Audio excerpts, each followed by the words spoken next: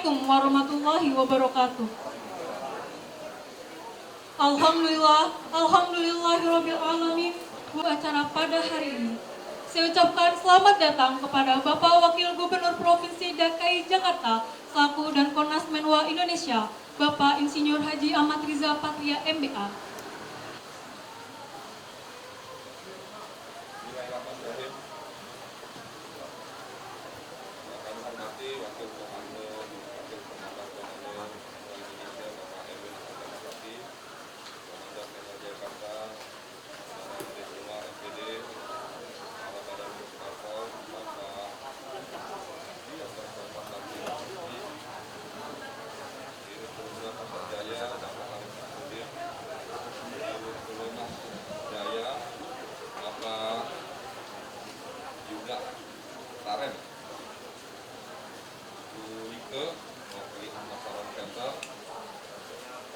BPAD, Bapak Budiono, Pak Firman, kemudian tadi ada Pak Bernard, lain-lain para senior, anggota, tamu, undangan yang berbahagia.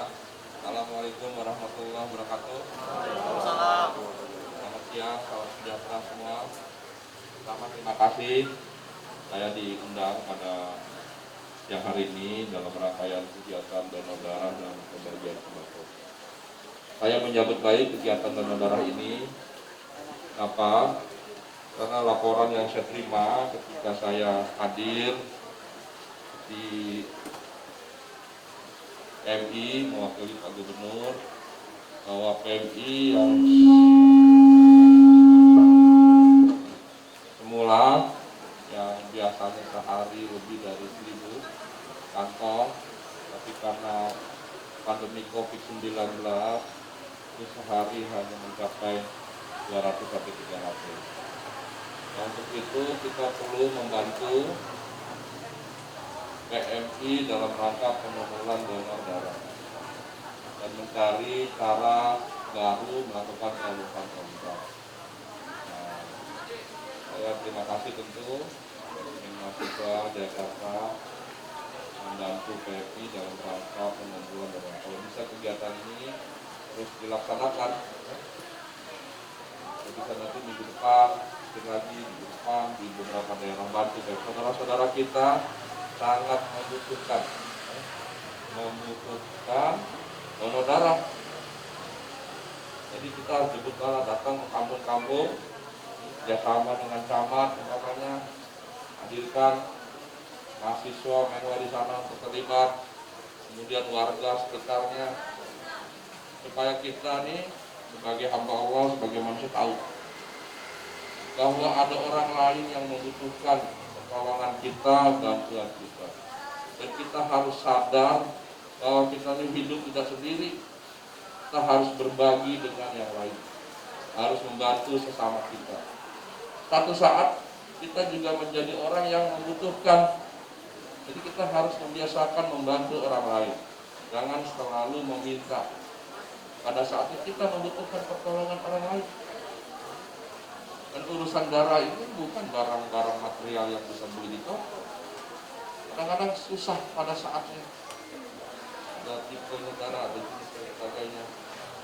Jadi, saya kira ini selama ini alhamdulillah memang rutin kegiatan donor darah, pembagian sembako ini harus terus dilaksanakan, dikerjakan, menjadi kegiatan rutin resimen mahasiswa dan dalam rangka bela negara. Bela negara itu tidak selalu hadir di medan perang dengan berdiri dengan senjata. Bela negara itu macam-macam, bersih seperti ini, tidak ada sampah, ambil sampah, taruh tempatnya, itu bagian dari bela negara. Apalagi ini donor darah. Jadi saya terima kasih, mudah-mudahan nanti Menwa meminta di seluruh Jakarta dilaksanakan, nanti diatur, dan kalau bisa berbaur, kalau enggak kerjasama dengan Kapolres, kerjasama dengan Dandim, kerjasama dengan Pak Camat, gitu cara membangun komunikasi supaya dekat, supaya baik. sehingga kita mengerti. Jadi itu saran saya, jadi kita ini hidup manusia harus saling berbagi, saling menolong, saling membantu. Tapi saat kita justru menjadi orang yang sangat membutuhkan. Kalau kita biasa membagi, biasa memberi, insya Allah pada saat kita membutuhkan pasti ada yang datang. Ya. Jadi itu soal kedua, soal sembako. Ya. Pemerintah ini tiap 2 minggu 2,4 juta paket. Ya. Jadi Pak Anies sudah menganggarkan 5,32 triliun dalam 3 aspek. 1. Pencegahan dan penanganan COVID-19. 2. Jaringan pengaman sosial seperti membagikan sembako. 3. Pemulihan ekonomi. Karena COVID banyak sekali saudara kita yang tadinya bekerja tidak bekerja, yang tadi bekerja kehilangan bekerja dan sebagainya, akhirnya tidak ada pendapatan, tidak ada income, maka kebutuhannya terganggu. Itu pemerintah mengambil peran untuk membantu warga yang tidak mampu, warga yang kehilangan pekerjaan, warga yang usahanya tutup, warga yang usahanya rugi dan lain-lain. Namun demikian nanti secara berangsur karena kita sudah mulai pelonggaran, mudah-mudahan yang tadi tidak bekerja jadi bekerja. Karena bekerja sudah ada income, kemudian tidak lagi membutuhkan sembako. Jadi kita tidak selalu memberikan ikan. Tugas pemerintah itu membuat regulasi, memfasilitasi. Tugas pemerintah itu memberi kayu.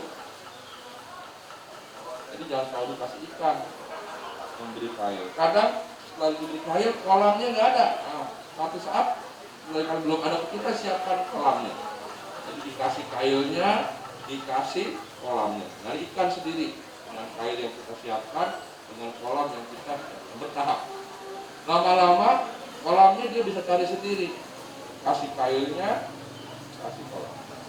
Lama-lama nggak perlu dikasih kayu, nggak perlu kasih kolam. Cukup dibantu dengan regulasi, bisa sendiri secara ya. Jadi tugas pemerintah itu memang membantu warga Jakarta untuk bisa survive, bisa hadir. Ini Pak Arief ini udah ditodong terus, nanti dimasukin CSR Pak Arief, kalau enggak nanti tekor tuh, enggak terasa 100, 200, 100, 200. Jadi saya juga minta semua organisasi, partai, lain-lain boleh, tapi dibagi-bagi. Ya, nanti berapa banyak BUMD dibagi-bagi, ada DKI, ada Dharma Jaya, ada Kesem, Jakpro dan lain-lain. Supaya berbagi, supaya kita yang usaha juga berkah. Gitu. Nanti nggak terasa ini ada efeknya, supaya berkah. Saya kira itu, saya tidak panjang lebar karena masih banyak rangkaian acara lagi. Jadi terima kasih saudara adik Umar dan semuanya, teman-teman adik-adik. Ya. Saya minta tolong dilaksanakan rutin, ya, supaya beberapa daerah bergaul dengan masyarakat, ajak mahasiswa, supaya peduli, ya.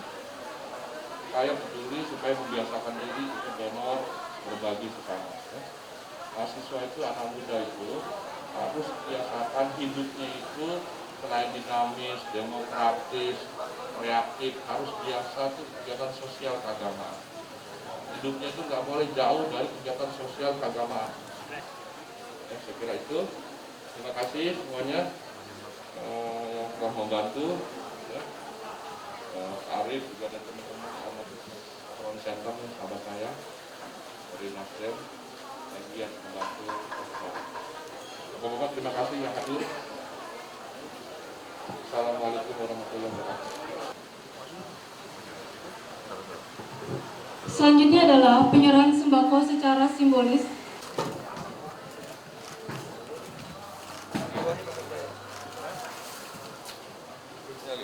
Yang mana? Yang sama. Ya. Oke.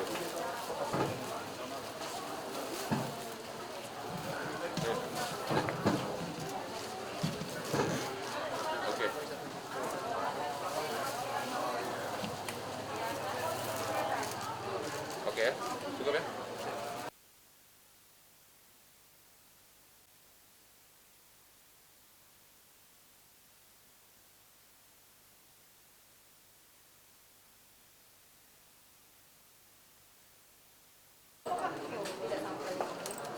Sekalian bisa pengendara.